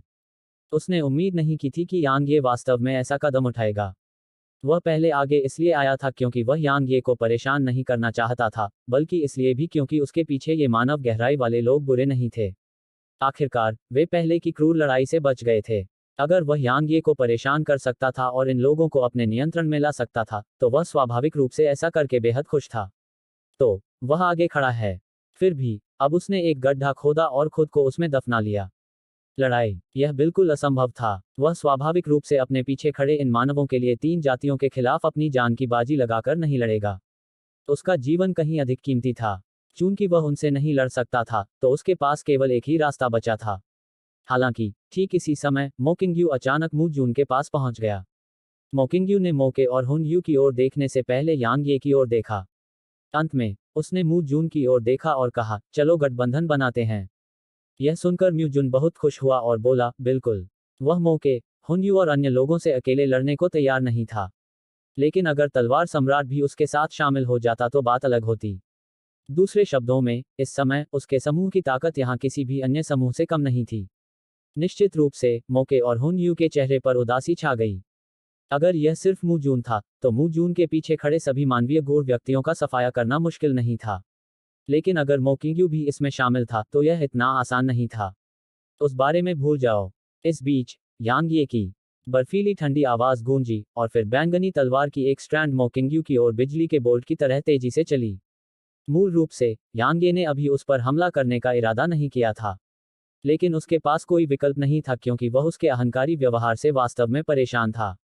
चूंकि वह परेशान था, इसलिए उसे मार डालना ही बेहतर था। किसी भी मामले में वह उसे मारने वाला था, इसलिए यह काम पहले ही कर लेना बेहतर था। मोकिंग्यू की आंखों में तिरस्कार की एक झलक उभरी जब उसने तलवार की इस लट को तेजी से अपनी ओर आते देखा। मेरे सामने तलवार की लट का इस्तेमाल, क्या इस आदमी की बुद्धि कम होती जा रही है? हालांकि ठीक इसी समय मोकिंग्यू की पुतलियां अचानक सिकुड़ गईं, क्योंकि यांग ये जो मूल रूप से दूरी पर खड़ा था, वास्तव में मौके पर ही गायब हो गया था, और वह प्रकाश की एक काली किरण में बदल गया जो विस्फोटक रूप से उसकी ओर बढ़ी।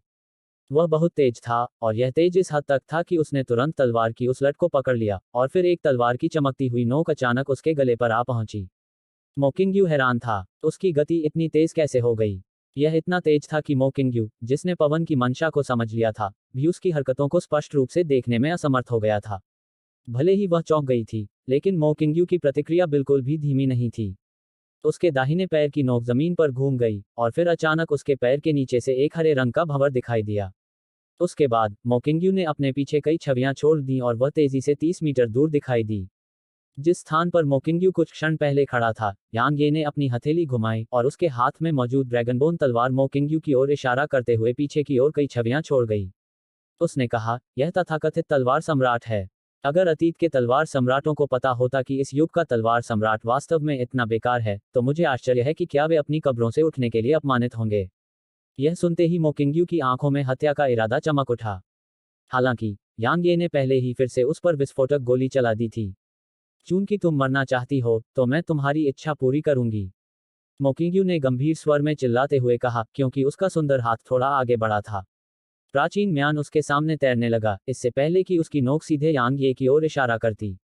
अगले ही पल मो किंग्यू ने एक बार फिर चिल्लाया, तत्काल मौत की तलवार। जैसे ही उसने बोलना समाप्त किया, प्राचीन म्यान प्रकाश की किरण में बदल गया जो बिजली के बोल्ट की तरह ऊपर की ओर चमकी। यह इतनी तेज थी कि मो के और हुन यू के हाव भाव बदल गए, और यहां तक कि लुओ जू ने भी आश्चर्य व्यक्त किया। प्राचीन म्यान ने तुरंत यांग ही के पेट पर वार किया और आसानी से उसकी त्वचा को तोड़ दिया, इससे पहले कि वह हिंसक रूप से उसके शरीर में जा घुसा। जब मो किंग्यू ने यह दृश्य देखा तो उसके चेहरे पर खुशी की लहर दौड़ गई। हालांकि ठीक इसी समय प्राचीन म्यान अचानक अपने आप रुक गया, और फिर वह सभी की चकित निगाहों के सामने प्रकाश की किरण में बदल गया और यांग ये के पेट से बाहर निकल गया। उसके बाद वह एक महिला के रूप में बदल गया। प्राचीन म्यान की आत्मा ने आश्चर्य से यांग यी को देखा और उसकी आंखें सदमे से भर गईं। उसने पूछा, कौन? तुम वास्तव में कौन हो? आसपास के सभी लोग दंग रह गए। यांग ये का दिल कांप उठा। उसे पता था कि प्राचीन म्यान की आत्मा ने उस छोटे भंवर को देख लिया है। जब यांग ये ने यहां तक सोचा तो उसकी आंखों की गहराई में बर्फीली ठंडी हत्या की भावना चमक उठी। छोटे भंवर के बारे में जानना बहुत बड़ी बात थी, और अगर यह किसी बाहरी व्यक्ति को पता चल जाता तो यांग ये 10 लोगों की जान लेकर भी नहीं बच पाता। जब उसने यहां तक सोचा तो यांग ये ने हमला करने का इरादा किया। लेकिन प्राचीन म्यान की आत्मा ने अचानक कहा, असंभव। यह संभवतः आपके कब्जे में कैसे हो सकता है? यह असंभव है। असंभव। यांग ये ने यह सुनकर भौहें सिकोड़ लीं। प्राचीन म्यान की आत्मा को छोटे भंवर की उत्पत्ति के बारे में पता है। अन्यथा वह ऐसा भाव क्यों प्रकट करेगी? वास्तव में वह छोटा भंवर क्या है जो प्राचीन म्यान की आत्मा को इस तरह अपना संयम खोने पर मजबूर कर सकता है? यांग यी के दिमाग में लगातार सवालों की झड़ी लगी हुई थी, लेकिन उसके पास एक भी जवाब नहीं था। थोड़ी देर बाद प्राचीन म्यान की आत्मा काफी शांत हो गई, और फिर वह मो किंग्यू को देखने के लिए मुड़ी, जबकि उसकी आंखों में एक जटिल अभिव्यक्ति की झलक दिखाई दी। उसने कहा, किंग्यू, मुझे खेद है, लेकिन मैं तुम्हारे साथ रहना जारी नहीं रख सकती, क्योंकि मैंने देखा है कि तुम तलवार सम्राट बनने के लिए उपयुक्त नहीं हो। तलवार सम्राट की उपाधि तलवार के सम्राट की होनी चाहिए। यहाँ उपस्थित सभी लोग एक बार फिर आश्चर्यचकित हो गए। उसका क्या मतलब है? क्या प्राचीन म्यान अपने मालिक को छोड़ने का इरादा रखता है? नहीं, यह कहा जाना चाहिए कि मो किंग्यू को छोड़ दिया जाने वाला है। प्राचीन म्यान द्वारा त्याग दिया गया तलवार सम्राट महाद्वीप के इतिहास में कभी नहीं हुआ था। कुछ पल के सदमे के बाद मो किंग्यू की अभिव्यक्ति बेहद भद्दी हो गई। प्राचीन म्यान द्वारा त्याग दिया जाना उसके लिए बिल्कुल साफ आसमान के नीचे बिजली गिरने जैसा था, और यह बहुत बड़ा अपमान था। हालांकि प्राचीन म्यान की आत्मा ने उस पर एक और नजर नहीं डाली। उसने यांग ये को देखने के लिए पलटकर कहा, मुझे पता है कि तुम्हारे मन में मेरे बारे में थोड़ी खराब धारणा है, लेकिन अगर भविष्य में तुम्हें साधना के अपने पूरे मार्ग में मेरी सहायता मिले तो तुम निश्चित रूप से एक अद्वितीय तलवार साधक बन पाओगे जो तलवार संप्रदाय के संस्थापक पूर्वज से भी आगे निकल जाएगा। क्योंकि मेरे पास पूरे महाद्वीप के इतिहास में सभी तलवार सम्राटों की तलवार तकनीक, समझ, अनुभव और विरासत है। तुम मुझे चुनने का इरादा रखते हो? यांग ये ने धीमी आवाज में पूछा। प्राचीन म्यान की आत्मा ने हल्के से सिर हिलाया और कहा, तुम्हारे पास योग्यता और ताकत है। तुम्हें मेरी ताकत का उपयोग करने की आवश्यकता नहीं है, क्योंकि तलवार संप्रदाय के संस्थापक पूर्वज ने भी कभी मेरी ताकत का उपयोग नहीं किया। वह मुझे अपने साथ रहने देने के लिए तैयार था, क्योंकि मेरे पास सभी पिछले तलवार सम्राटों की तलवार तकनीक और अनुभव थे। यांग ये को तुरंत थोड़ा प्रलोभन महसूस हुआ, क्योंकि उसके पास तलवार दाव और तलवार तकनीक से संबंधित ज्ञान की वास्तव में कमी थी। यदि वह सभी पिछले तलवार सम्राटों की तलवार तकनीक, समझ, अनुभव और विरासत प्राप्त करने में सक्षम था, तो यह निश्चित रूप से उसके लिए बेहद फायदेमंद होगा। हालांकि यांग ये थोड़ा चिंतित था, वह प्राचीन म्यान की आत्मा के कारण थोड़ा चिंतित था। तुमने मुझे क्यों चुना है? यांग ये ने धीमी आवाज में पूछा। इसकी वजह से, प्राचीन म्यान की आत्मा ने कहा, लेकिन यह पूरी तरह से इसकी वजह से भी नहीं है। आखिरकार आप तलवार सम्राट बनने के लिए अधिक उपयुक्त हैं, और मैं बस उसके सामने आपसे मिलने का अवसर चूक गया। जब उसने यह सुना तो यांग ये ने गहरी सांस ली और फिर कहा, चूंकि यह ऐसा है, तो जैसी आपकी इच्छा। वह वास्तव में पिछले तलवार सम्राटों की तलवार तकनीक और विरासत प्राप्त करने का मौका नहीं छोड़ना चाहता था। यह उसके लिए एक अवसर था, यह उसके लिए तलवार दाव में तेजी से विशेषज्ञ बनने का एक शानदार अवसर था। वह वास्तव में इस मौके को छोड़ना नहीं चाहता था, भले ही वह प्राचीन म्यान की आत्मा को थोड़ा नापसंद करता हो। जब प्राचीन म्यान की आत्मा ने यांग ये की बात सुनी तो वह बहुत प्रसन्न हुई, और फिर वह प्राचीन म्यान में परिवर्तित हो गई और यांग ये के सामने तैरने लगी। मौके, हुन यू और अन्य लोगों के चेहरे पर भाव तब उभर आए जब उन्होंने यह दृश्य देखा। यांग ये की ताकत पहले से ही बहुत भयानक थी, और अब जब उसने प्राचीन म्यान प्राप्त कर लिया था और तलवार सम्राट बन गया था, तो निस्संदेह वह एक बाघ की तरह था जिसके पंख हो गए थे। अब उनके लिए उसे मारना और भी मुश्किल हो जाएगा। बेशक मो किंग्यू की अभिव्यक्ति और भी अधिक भद्दी थी। प्राचीन म्यान ने उसे त्याग दिया था और यहाँ तक कि उसके प्राणघातक शत्रु को भी चुन लिया था। वह इसे कैसे स्वीकार कर सकती थी? आह! एक उन्मादी और उग्र चीख गूंजी, जैसे एक हरे भंवर ने मो किंगयू को तुरंत घेर लिया हो। उसी समय लगभग 1000 हरी ऊर्जा तलवारें अचानक उसके चारों ओर तैरती हुई दिखाई दी। यांग ये, जब तक मैं तुम्हें मार नहीं दूंगा, मैं चैन से नहीं बैठूंगा। हरे भंवर के भीतर से एक क्रूर आवाज गूंजी। अध्याय 374 तलवार सेवक। यांग यी के मुंह के कोनों पर तिरस्कार की एक झलक उभरी। क्या यह उसकी हताशा का कार्य है? यांग ये ने मो किंगयू पर कोई ध्यान नहीं दिया। उसने अपनी हथेली को कस लिया और उस प्राचीन म्यान को अपने हाथ में ले लिया। छूने पर वह ठंडा लगा। जब उसने ध्यान से देखा, तो उसने देखा कि उस प्राचीन म्यान पर कुछ काले निशान थे जो बिजली के बोल्ट की तरह लग रहे थे। इसके अलावा, उस प्राचीन म्यान में कुछ खास नहीं था। मो किंगयू की अभिव्यक्ति और भी अधिक क्रूर हो गई जब उसने देखा कि यांग ये ने उसकी उपेक्षा की। उसने अपनी 8वीं स्तर की तलवार की मंशा को उसकी सीमा तक छोड़ दिया, जबकि उसने अपनी 8वीं स्तर की पवन मंशा के लिए भी ऐसा ही किया। उनके द्वारा प्रदान की गई वृद्धि ने उसके चारों ओर हरे भंवर को तेजी से घूमने के लिए प्रेरित किया। अंत में, इसने वास्तव में एक छोटा बवंडर बनाया और कुछ हजार हरी तलवारें बवंडर के भीतर घूम गईं। दोनों पूरी तरह से विलीन हो गए थे। आसपास के अनगिनत लोग इस दृश्य को देखकर स्तब्ध रह गए। भले ही मो किंगयू को प्राचीन म्यान ने त्याग दिया था, फिर भी उसकी ताकत को कम करके नहीं आंका जा सकता था। और किसी बात का जिक्र तो नहीं, बस यह हमला ऐसा नहीं था जिसका आसपास के लोग विरोध कर सकें। यांग ये ने मो किंगयू की ओर अपनी नजर घुमाई। जैसे ही उसने उसकी ताकत को देखा, यांग ये के पास यह मानने के अलावा कोई विकल्प नहीं था कि मो किंगयू की ताकत बेहद भयानक थी। भले ही उसे नहीं पता था कि वह जिस युद्ध तकनीक का इस्तेमाल कर रही थी, उसकी रैंक क्या थी, लेकिन अकेले उसकी ताकत के आधार पर, यह किसी भी तरह से कमतर नहीं थी। विशेषकर जब इसे उसके 8वें स्तर की तलवार की मंशा और पवन की मंशा द्वारा बढ़ाया गया, तो इसकी शक्ति अनगिनत गुना तक बढ़ गई थी। लेकिन तो क्या, यांग ये को इससे डर क्यों होगा? यांग ये ने अपने हाथ में प्राचीन म्यान पकड़ लिया और अचानक उसका छोटा भंवर घूमने लगा।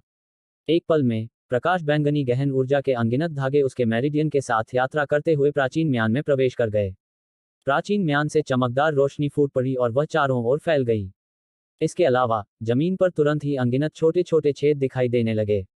यांग ये ने अपने मन में एक आदेश जारी किया और नीचे की भूत ज्वाला प्रकट हुई और प्राचीन म्यान को ढंक दिया, जिससे आसपास का तापमान तुरंत भड़क उठा।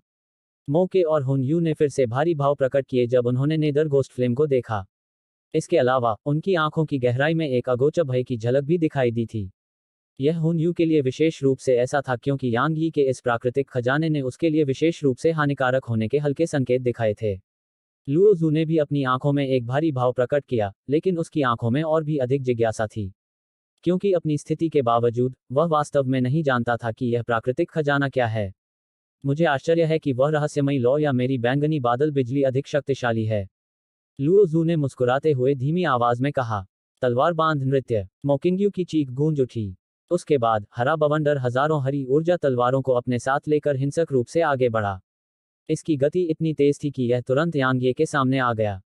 जहां तक इसकी ताकत का सवाल है, इसकी ताकत को केवल भयानक ही कहा जा सकता है। क्योंकि यह जहां से भी गुजरा, अंतरिक्ष हिंसक रूप से कांप उठा, और यहां तक कि अंतरिक्ष के कुछ हिस्सों में विरूपण के हल्के संकेत भी दिखाई दिए। यांग ये की आंखें थोड़ी सिकुड़ गईं, इससे पहले कि उसने अपनी कलाई मोड़ी और अपना दाहिना पैर जमीन पर पटक दिया। वह एक तोप के गोले की तरह हिंसक रूप से आगे बढ़ा, जो उड़ते समय एक काले रंग की ज्वलंत म्यान लेकर उड़ रहा था।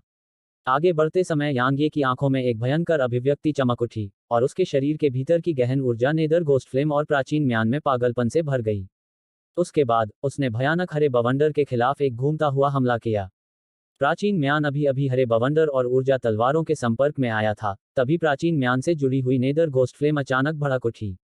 एक पल में, नेदर घोस्ट फ्लेम ने हरे बवंडर को ऐसे जला दिया जैसे वह सिर्फ जलता हुआ बांस हो, और फिर नेदर घोस्ट फ्लेम और प्राचीन म्यान दोनों एक बार फिर आगे की ओर बढ़े। एक पल में, वे मो किंगयू के सामने पहुंच गए। हालांकि, मो किंगयू के पैरों के नीचे अचानक एक हरे रंग का भंवर दिखाई दिया। और फिर वह हवा के झोंके में बदल गया जो मौके पर ही गायब हो गया और 30 मीटर से अधिक दूर दिखाई दिया।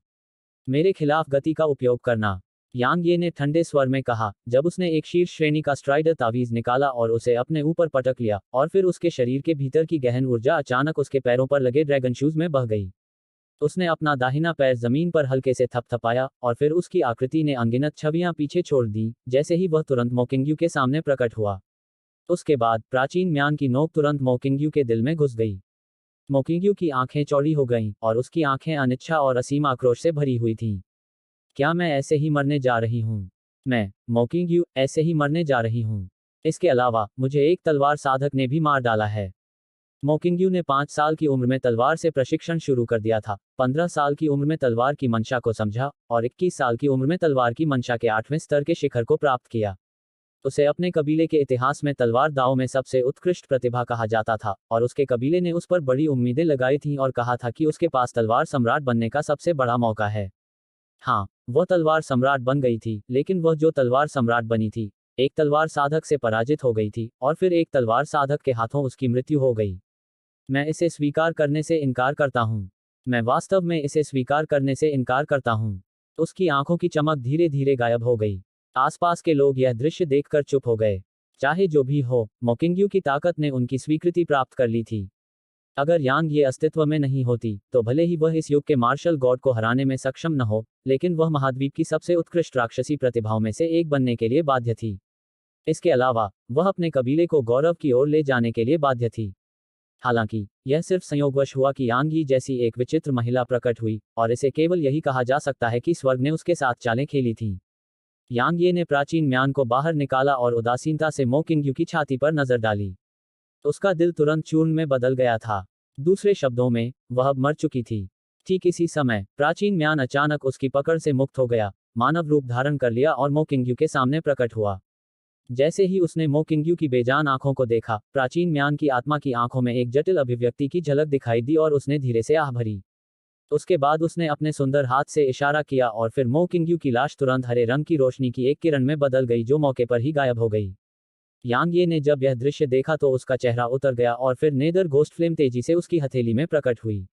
उसने धीमी आवाज में कहा, तुम उसे बचाने का इरादा रखते हो? प्राचीन म्यान की आत्मा ने सिर हिलाया और कहा, तुम्हें क्रोधित होने की आवश्यकता नहीं है। उसे बचाना तुम्हारे लिए लाभदायक है। इसके अलावा, मैं भी अब उसे नहीं बचा सकता। क्या यह मेरे लिए फायदेमंद है? यांग ये की आंखों में हत्या की मंशा चमक उठी जब उसने कहा, कृपया बताओ। प्राचीन म्यान की तलवार आत्मा ने हल्के से सिर हिलाया और फिर उसकी आवाज सीधे यांग ये के दिमाग में गूंज उठी। 7वें तलवार सम्राट ने एक खंडहर में कठपुतली नामक एक गुप्त तकनीक प्राप्त की। यह मनुष्यों को कठपुतलियों में बदलने का संदर्भ देता है। इन कठपुतलियों में अपनी कोई चेतना नहीं होती है और उनके पास केवल उनका युद्ध अनुभव होता है। हालांकि, उन्हें लगा कि यह पर्याप्त है, इसलिए उन्होंने तकनीक को सही करने के लिए लगभग 10 साल बिताए। अंत में, उन्होंने इसका उपयोग एक नई गुप्त तकनीक, आत्मा कठपुतली बनाने के लिए किया। आत्मा कठपुतली। आत्मा कठपुतली का मतलब है किसी व्यक्ति की मृत्यु के बाद और आत्मा के शरीर से बाहर निकलने से पहले की अवधि के दौरान आत्मा पर सीधा नियंत्रण रखना। इस तरह, आत्मा को सिर्फ युद्ध का अनुभव ही नहीं होगा, बल्कि उसे अपनी सारी यादें और क्षमताएं भी उस समय से प्राप्त होंगी जब वह अभी भी जीवित थी। इसे सरल शब्दों में कहें तो यह कोई साधारण कठपुतली नहीं है, और यह कठपुतली बिना किसी सीमा के अपनी ताकत को लगातार बढ़ा सकती है। तो फिर कठपुतलियां जीवित हैं या मर गईं? यांग ये ने पूछा। मृत तलवार आत्मा की आवाज यांग ये के दिमाग में फिर से गूंज उठी। यह सुनकर यांग ये के चेहरे पर थोड़ी नरमी आई। हालांकि, ठीक इसी समय, तलवार आत्मा की आवाज फिर से प्रकट हुई। हालांकि, मुझे उम्मीद है कि जब भविष्य में आपके पास क्षमता होगी तो आप उसे वापस जीवित कर देंगे। बेशक, आप यह सब कुछ बिना किसी कारण के नहीं करेंगे। जब तक आप उसे पुनर्जीवित करने की क्षमता हासिल नहीं कर लेते, तब तक वह आपकी कठपुतली बनी रहेगी। नहीं, उस तलवार सम्राट के अनुसार उसे आपकी तलवार सेवक कहा जाना चाहिए।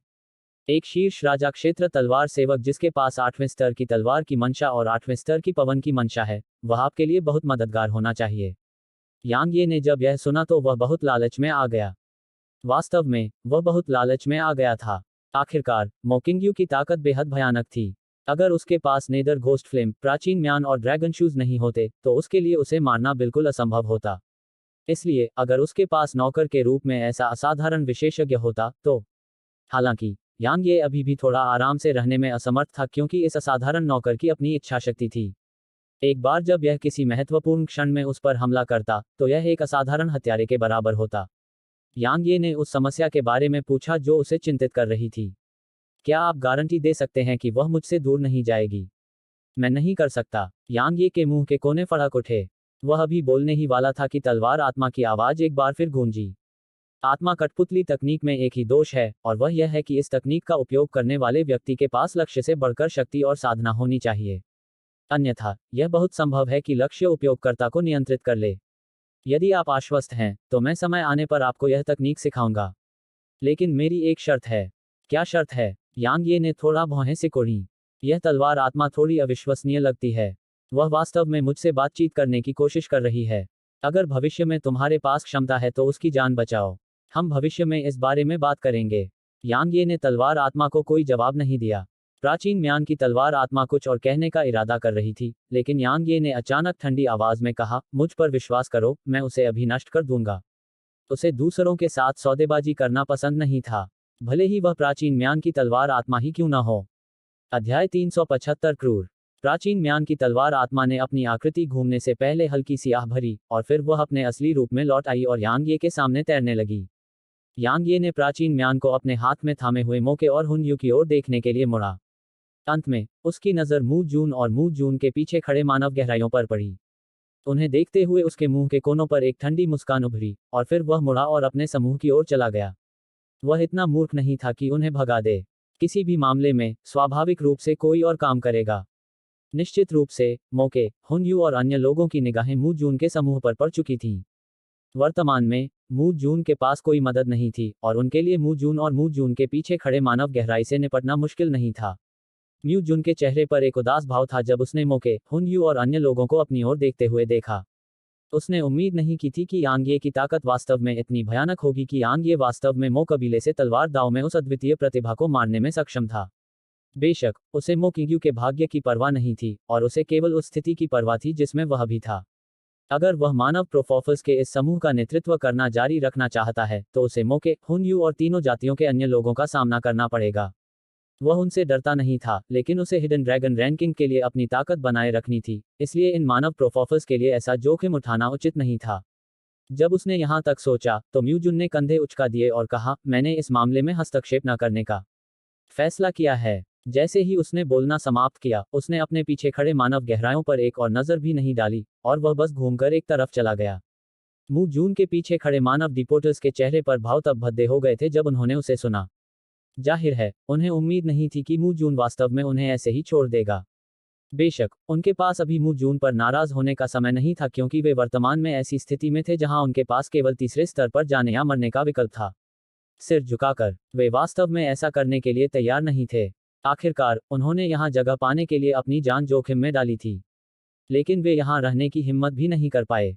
आखिरकार उनके बीच कोई अग्रणी व्यक्ति नहीं था, इसलिए वे मोके, हुन यू और अन्य लोगों के मुकाबले कैसे हो सकते थे। सभी ने यांग यी की ओर देखा और उनके होंठ कांप रहे थे।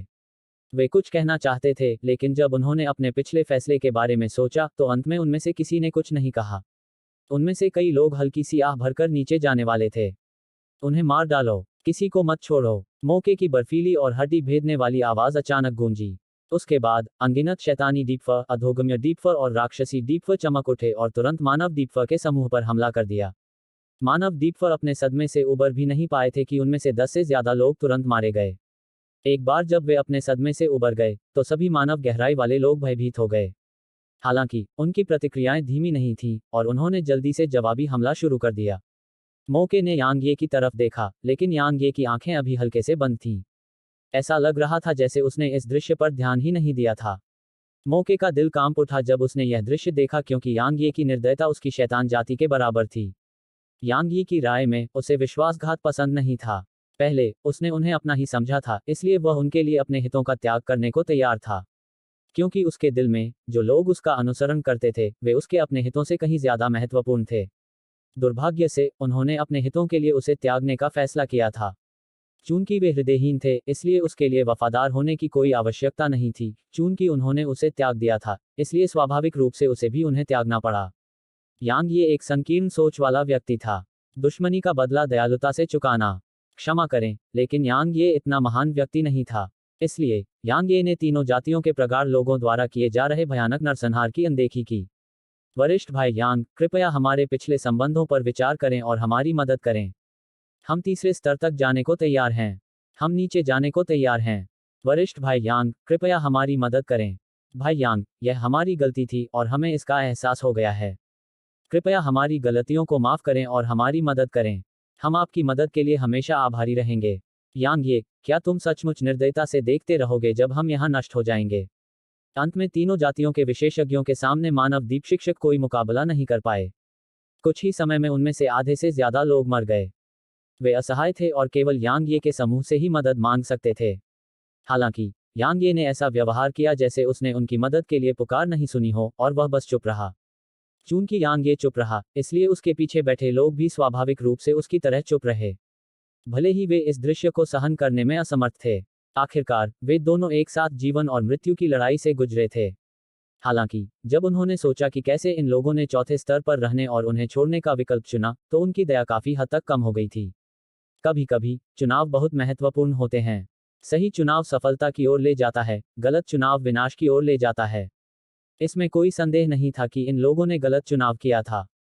जैसे ही उसने मानव दीपहाटर्स को मारे जाते देखा, जियांशी की आंखों में दया की एक झलक दिखाई दी और उसने कहा, भाई यांग, हम। जियांशी की बात पूरी भी नहीं हुई थी कि यांग ये ने हाथ हिलाकर जियांशी को टोक दिया। उसने कहा, भाई जी, मैं जानता हूं कि तुम्हारा क्या मतलब है। अगर यह इससे पहले होता, तो मैं सभी की जान बचाने की पूरी कोशिश करता, भले ही मुझे अपने सारे तुरुप के पत्ते इस्तेमाल करने पड़ें। लेकिन अब मुझे खेद है। मैं अपने भाइयों को कुछ ऐसे लोगों की खातिर अपनी जान जोखिम में डालने की इजाजत नहीं दूंगा, जिन्होंने अपने फायदे के लिए हमें छोड़ दिया। वे इसके लायक नहीं हैं। जी यानशी ने यह सुनकर हल्की सी आह भरी। वह कई मौकों पर आगे बढ़ना चाहता था, लेकिन अंत में उसने खुद को रोक लिया। सच कहूं तो जब उसे उनकी पसंद और रवैये की याद आई तो वह बेहद नाखुश था। आखिरकार उनके समूह ने उनके हित के लिए अपने फायदे को छोड़ दिया था। फिर भी उन्होंने क्या किया था? उन्होंने अपने फायदे के लिए उनके समूह को छोड़ दिया था। तो ऐसा कुछ अनुभव करने के बाद कोई भी नाखुश होने से कैसे बच सकता है? यही कारण था कि अंत में उन्होंने मदद नहीं की। धीरे धीरे पूरी जमीन खून से भर गई क्योंकि मानव समूह का सफाया हो गया। मैं मूल रूप से, इस बीच मोके ने अचानक कहा, मैंने मूल रूप से सोचा था कि मेरी शैतान जाति बहुत ही निर्दयी और क्रूर थी। लेकिन अब ऐसा लगता है कि यह अभी भी आपकी तुलना में अपर्याप्त है, यांग ये। क्योंकि मेरी शैतान जाति के सदस्य एक दूसरे को मार सकते हैं, लेकिन हम दूसरों को अपनी जाति के सदस्यों को मारने की अनुमति बिल्कुल नहीं देंगे। फिर भी यांग ये, आपने अपने साथी मनुष्यों की मदद किए बिना देखा।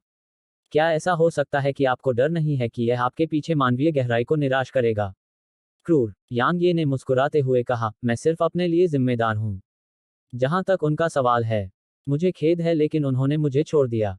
मेरा दृढ़ विश्वास है कि अगर आपने अभी मेरे पक्ष के मनुष्यों का वध करने का फैसला किया, तो वे बिल्कुल भी मदद नहीं करेंगे। आप क्या सोचते हैं? यांग ये सही है। इस बीच शी लू ने कहा, हर कोई स्वार्थी है, और यह ऐसी बात है जिससे मैं इनकार नहीं कर सकता। क्योंकि मैं भी स्वार्थी हूं। हालांकि हर किसी को अपने स्वार्थ की कीमत चुकानी पड़ती है। इसलिए मोके, हमारे बीच अविश्वास का बीज बोना बंद करो। यह न केवल आपकी अपनी बुद्धिमत्ता का अपमान करने वाला कार्य होगा, बल्कि यह हमारी बुद्धिमत्ता का भी अपमान होगा। बिल्कुल। इस बीच जी यानशी ने कहा, मोके, तुम म्यू जुन के बारे में क्यों नहीं बोलते? उसने उन लोगों का नेतृत्व करने के बारे में बात की थी। दुर्भाग्य से जब उसे मुश्किलों का सामना करना पड़ा तो उसने उन्हें छोड़ दिया। तस्क तस्क, यह केंद्रीय क्षेत्र का तथाकथित राजकुमार है। यह तथाकथित नश्वर सम्राट है जो भविष्य में सभी क्षेत्रों की कमान संभालेगा। कितना हास्यास्पद है। जी यानशी की बात सुनकर म्यू जुन का चेहरा उतर गया और उसकी आंखों में हत्या की मंशा उभर आई। मोके ने जब यह सुना तो वह ठंडी आवाज में गुर्राया और फिर उसने अपने साथियों को एक तरफ ले जाकर साधना शुरू कर दी। यांग ये ने जब यह दृश्य देखा तो उसकी आंखें थोड़ी सिकुड़ गईं। अगर मोके की तरफ से कोई व्यक्ति सबसे पहले आध्यात्मिक क्षेत्र में पहुंचता है, तो जब उसने यहां तक सोचा, तो यांग ये ने बिना किसी हिचकिचाहट के कहा, हर कोई मौके पर ही साधना करें और जितनी जल्दी हो सके आत्मिक क्षेत्र की ओर बढ़ें। जब उन्होंने यांग ये की व्यवहारिक रूप से आदेश देने वाली आवाज सुनी, तो वे सभी समझ पाने से पहले ही दंग रह गए। हाँ, यहाँ कोई भी व्यक्ति आत्मा के दायरे में प्रवेश कर सकता है। वे सभी स्पष्ट रूप से जानते थे कि आत्मिक क्षेत्र में प्रवेश करने वाला व्यक्ति क्या दर्शाता है। यह एक तरफा नरसंहार होगा, और यह ऐसा नरसंहार होगा जो बिल्कुल भी कठिन नहीं होगा। इन विचारों को ध्यान में रखते हुए उन्होंने बिना किसी हिचकिचाहट के जल्दी से जमीन पर पैर मोड़कर बैठ गए, और फिर उन्होंने अपनी साधना तकनीकों को प्रसारित किया और खेती करना शुरू कर दिया। वर्तमान में ऐसा लग रहा था जैसे वे फिनिश लाइन पर सबसे पहले पहुंचने की होड़ में थे। हारने वाली टीम को अपनी जान की कीमत चुकानी पड़ी। अतः कोई भी हार नहीं सकता। यांग ये ने जब उन्हें साधना शुरू करते देखा तो वह मुस्कुराया और फिर उसने अपनी हथेली पलटी। उसकी हथेली में तावीज़ों का एक बड़ा गुच्छा दिखाई दिया और उसने कहा, ये ऊर्जा एकत्र करने वाले तावीज़ हैं और ये आपकी साधना को गति दे सकते हैं। ये आप सभी के लिए बहुत मददगार हैं। आओ सब लोग एक एक ले लो। ठीक है, ये बेहतरीन तावीज़ हैं। अरे शी लू, तुम कमीने, इन्हें छीनना बंद करो। जी यानशी, तुम भी। जब यांग यी ने उच्चतम श्रेणी शब्द बोला तो सभी लोग उसकी ओर उमड़ पड़े और उसके हाथ में मौजूद ताबीज तुरंत गायब हो गए। शैतान, अधोलोक और राक्षस जाति के दृष्टाओं के भाव तब अप्रिय हो गए जब उन्होंने यह दृश्य देखा। अध्याय 376 पांचवा स्तर।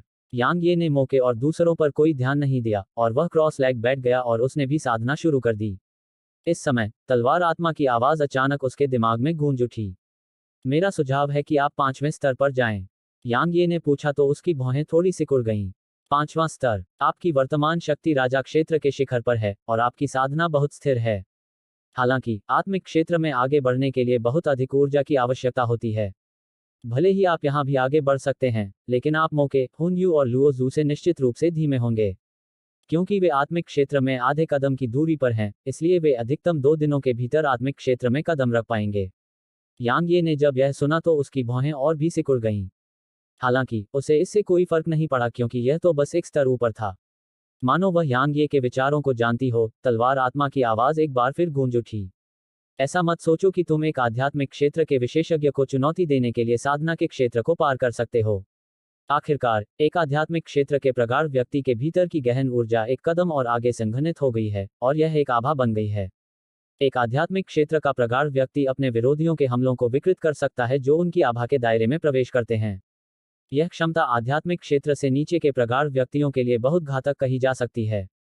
आभा। यांग ये हैरान था। वह क्या है? जब तुम आत्मिक क्षेत्र में पहुंच जाओगे तब तुम्हें समझ में आएगा। संक्षेप में, यदि वे तुमसे पहले आत्मिक क्षेत्र में पहुंच जाते हैं तो शायद तुम बच सकते हो, लेकिन तुम्हारे पीछे के ये लोग निश्चित रूप से उनके कुछ हमलों का सामना नहीं कर पाएंगे। यदि मुझे यहाँ साधना करनी हो तो आत्मिक क्षेत्र तक पहुंचने में मुझे कितना समय लगेगा?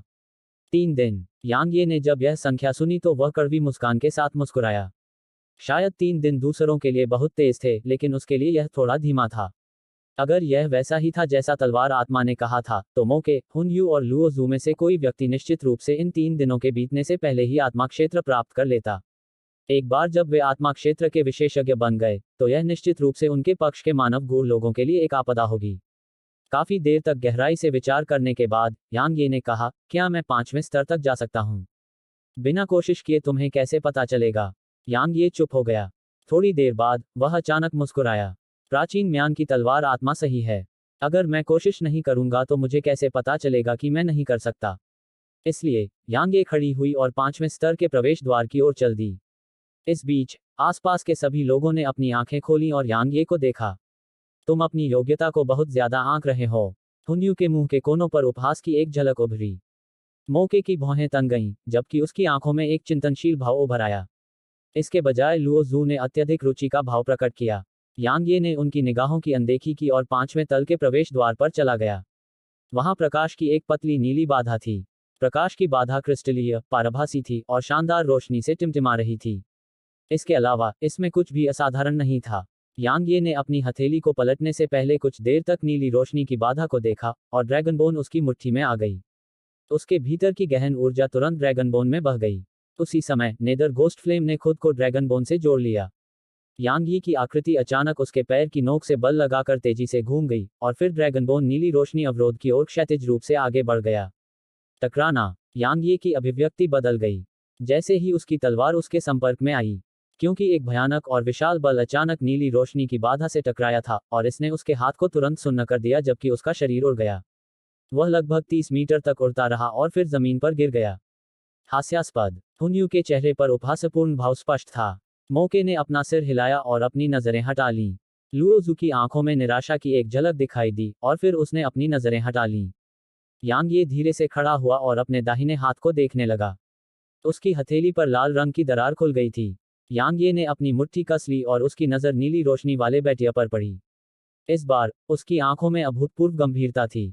अपने भौतिक शरीर के साथ भी उसे वास्तव में उस ऊर्जा से चोट लगी थी जो उससे वापस आ रही थी।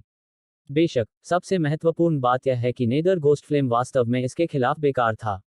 यह नीली रोशनी बाधा वास्तव में क्या है? इसके खिलाफ बल का उपयोग करने की कोशिश मत करो, क्योंकि भले ही तुम आत्मिक क्षेत्र को प्राप्त कर लो और अपनी पूरी ताकत लगा दो, फिर भी तुम इसे नहीं तोड़ पाओगे। जब यांग ये भ्रमित महसूस कर रहा था तो तलवार आत्मा की आवाज एक बार फिर उसके दिमाग में गूंज उठी। क्यों? यांग ये ने पूछा। क्योंकि इसमें कानूनों की ऊर्जा समाहित थी।